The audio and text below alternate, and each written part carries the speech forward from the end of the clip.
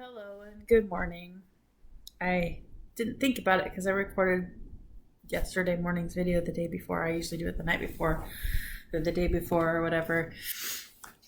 Yesterday was 9/11 and it kind of hit me today. It's like there's been 22 years that have gone by since 9/11, and in those 22 years, a lot of people have been born and a lot of people have died, and a lot of people have moved forward and moved on. But I sat and was talking to one of my friends today, and I'm like, "Where were you?" And she was like, "Well, I was 14, and my dad was in the Dallas airport, supposed to be flying home, and he was grounded, and it took a while for him to get home." She goes, "But I was 14 and I wasn't afraid. I wasn't worried about him getting home safely because my parents put it to me in a way that we were safe and we didn't need to worry about it like that." And she goes, "Well, where were you?" And I said, "Well, I was in the basement of a middle school, junior high. My mom was the cafeteria manager, and I was greatly pregnant with my firstborn child. He was born 10 days later, but sitting there at 5 o'clock in the morning, the first tower was down or going down, and we really were contemplating, my husband and I, who'd been married for 9 months, what world are we bringing this little baby into?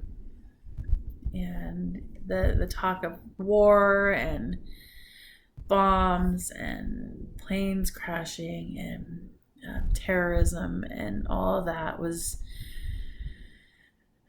very heavy on our hearts. And here we are 22 years later, and it's not even really a blip on our radar. The wars have been politicized. And some people say they never even happened. And I've been to New York and I've been to Ground Zero. And when I went there with a bunch of kids who were born that year or the year after or a couple years after. And so none of them really remember 9/11. But all of us adults that went there, when we walked through, it was very weird, sad, emotional, quiet contemplations, reverence, revere. It was just, we all were sitting there in that moment going, where were you in that moment? I lost some people that I worked with that were in the first tower. We had talked to them like the day before, and they ran their corporate office out of there. It was weird. There were other people that got out whose kids were in the daycare that didn't get out. But I go back to, we've had World War II, we've had Vietnam and Korea, we have World War II, World War I, the Revolutionary War. America's been through a lot of wars and a lot of controversial times. Times where some people said this is bad and this is wrong and we shouldn't be doing it. Times where people said we have to do it at the same time. There's a reason we did the things. People might not have all the information and they don't know. I don't like war. I don't think anybody likes war. Maybe the people that get rich off of it. I don't like to see families suffer. I don't like to see people get hurt. But it's part of who we are. Not that we were created this way, but the selfish, greedy, human nature leads us down that path. There's always controversy because people always want what's not theirs. They want power, they want money, they want fame and fortune. And it's really interesting. And I'm going to segue onto another subject. I've posted a lot of videos of Oregon and how beautiful it is. We just drove up to Eugene. It's an hour and a half, I believe. Maybe it's 2 hours. It's 100 miles. It's an hour and a half to Eugene from our house. And I lost count of how many clear cuts I saw where they had cut the trees down. And it's a big controversy because a lot of people in Hollywood save the trees, save the old growth, save the. My heart is so happy and so full when I see those mountains that have been just clear cut completely down. And you go, oh no, that's horrible. But it's not, because the old growth is on fire right now and it's burning up, causing pollution in the air that's just making everybody's lives miserable because it hasn't been manicured. Those clear cut areas will be replanted and they will be maintained, and getting all that brush out of there helps them little trees grow up big and strong again. I'm 46, I think, years old. And yeah, 46. Okay. And there are places where I've seen clear cut 3 times in my lifetime. So when I was little, it was cut. When I was in my 20s, it was cut. And it's been cut again. 3 times. It's been cut, planted, cut, planted, cut, planted. Oregon is beautiful. It's covered in trees. The mountains are not just naked. They have not been violated. They have not been just strip logged. When we log, we clear cut everything down, cut all the brush, get rid of it all, replant it. It grows back big and beautiful and strong. I mean, everybody likes their toilet paper. Everybody likes to be able to write on a piece of paper. We have our grocery bags. There's so many things that trees are made into. It is a very sustainable resource. I'm thrilled that more of it's staying here in America. We used to ship a lot of it overseas to China and Japan because they don't have trees like we do here. And then they ship it back to us in little things. But I look around like my living room and I have a solid oak rocking chair that somebody made. I have solid oak cabinets that somebody made. I have solid oak clocks that somebody made. My curtains behind me are all wood. They're not plastic. They're real wood because the lady that lived in the house before me liked really nice things. And I've got wood everywhere in this house. But I have wood that makes furniture that's several hundred years old because it lasts. It's sustainable. You take care of it and it lasts and lasts and lasts. We bought a new couch when we moved in here. And I think it's even Lazy Boy. But it's not lasting. We've had it for 2 years and I'm already over it. I'm like, I'm ready for something different. It's not that it's dirty. It's not stained. It's held up in that sense, but it's a sectional. So I'm sitting in the corner of the sectional. Terry likes his recliner, so there's one on both ends. But it doesn't stay together. It doesn't fit correctly. The pieces break on it. It's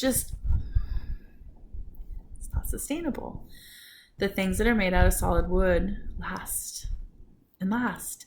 There are log cabins out here that were built in the forever ago, so the early 1800s. Log cabins. They're still standing because they were made out of wood. There are houses all over the United States that are made out of logs and trees and lumber. Washington, Oregon, Northern California Idaho, Montana, Colorado, part of it, Wyoming, not Colorado, Wyoming, maybe Colorado, northern parts. I don't know. The forests are strong. They are. The animals are strong. When there's fire, the animals come down and they let us know that they're still there. Bears and cougars and foxes and bobcats and coyotes and all sorts of critters. Our rivers are strong. We have lots of salmon. We have otters, beavers. They're all there. The steelhead are great. There are so many things that are being taken for granted because we've always had them. But there's always those people that come into our world and they want to change things and they want to protect the fishies.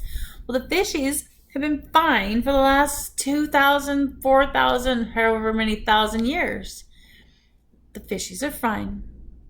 They have programs. We have one of the most amazing fish breeding fish hatcheries on our river. I live on the beautiful Rogue River. It is blue and clear and you can see the bottom and it's amazing. My brother and I drove from coast to coast when I was 18 and I'd never seen a river brown because all of our rivers here are beautiful clear rivers. And I really feel for the people back east because they just don't know what they're missing out on. We have beautiful rivers, and even with our mining and our gold mining and all of that stuff, they're still beautiful rivers. There's programs in place that take care of them. Programs in place that take care of them, yes. People still have to live in that area. People still have to be able to sustain their life, to log and farm and mine and do all those things. We have to take care of what we have, but that doesn't mean we have to not live in what we have. I realize a lot of these people I'm seeing ads on. Okay, so I've seen ads on YouTube recently saying that we need to stop logging. And I look at the people who are saying it and I just see naive. I see ignorance because they don't know what they're talking about. They need to get up out of their big city and come to Oregon and see, holy cow, it's really green and beautiful. And yeah, we have fires every year because we used to maintain our forests better, but those people have pushed laws that we aren't even allowed to maintain certain forests. We aren't allowed to use like fire retardant on forest fires because it's this protected area. It is important to have those protected areas. Don't get me wrong. I don't want them to log the redwood forest. That's silly. There are 3 types of redwoods in the world. We've got the redwoods, the sequoias, and there's some over in Japan. That's the only place they are, and we do have to take care of those. But if something comes in and starts destroying them, we're going to do something to sustain them. It's not like people are just going to log it until it's gone. I realize in the past there was ignorance and, animals were killed. The buffalo, the bison, and all that stuff were killed too much. And we have issues with animals being endangered. I get that. And we would protect our forests. We don't want our forests to be endangered either. But there are certain animals that are endangered in America that aren't native to America that were brought here because of so many political reasons.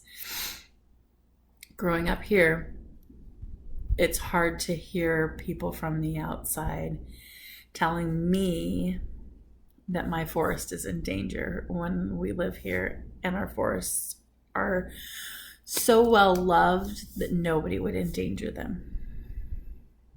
But anyways, I wanted to talk about both of those things. 9/11 is way more important, but our forests are important too. My heart goes out to all the families and the friends of the people who lost people in the 9/11, in the following war, and in the wars before that. I lost my grandpa a couple weeks back, and he was a veteran. He was a captain in the Marines, and he fought in his wars, and he had his demons that he lived with. And towards the end, when he couldn't hear people and he couldn't really communicate with people, it was really hard on him because all those demons from his war were inside of him and he couldn't get them out. And that's hard. It's hard to know that somebody suffered like that. You see things you can't unsee. You hear things you can't unhear. And war is bad. But sometimes it's necessary. It's necessary to do things that are going to make my children and my grandchildren safe. Americans have fought to keep this country the country that it is. And I really wish more would appreciate that. Some of the younger generations are picking up on it, but it seems to be lost to a lot of people. Anyways, here's to a healthier, happier you and me.